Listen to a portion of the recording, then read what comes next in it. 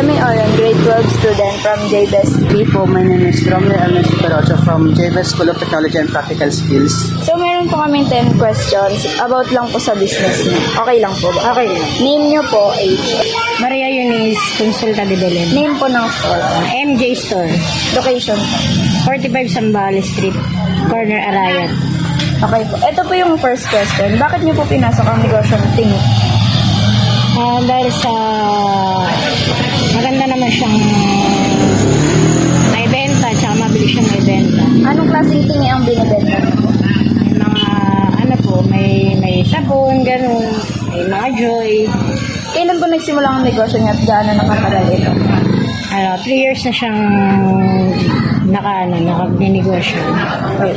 Then, ano po, gaano kaliit nagsimula ang negosyo niya? Almost 3,000 lang siyang puhunan. Ngayon, lumaki na siya ng 10K. Kung susumahin po, magkano ang budget niya sa pagbili ng ipinantindang tingi? Nasa 4,000 gano'n. Ang parang nakatulong ang pagbebenta ng tingi sa pagtaas ng kita ng inyong negosyo. Sa tingin kasi, affordable para sa mga taong mahirap, affordable sa kanila yun sa pang-araw-araw nila. Magkano ang kinikita niyo pong tingi po or sa isang buwan po or weekly? Sa weekly, is almost 1,000, gano'n.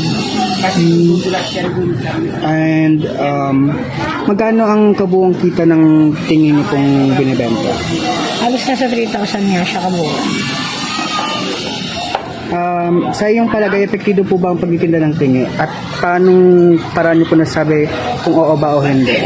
Ano po ba ang naipundar o naitulong nito sa inyong pamilya? So, may tulong sa akin para sa mga anak ko sa pag-aaral. Sa palagay niyo po ba ay may mas kinikita po kayo sa pagtinda ng tingi kaysa sa bultuhan po?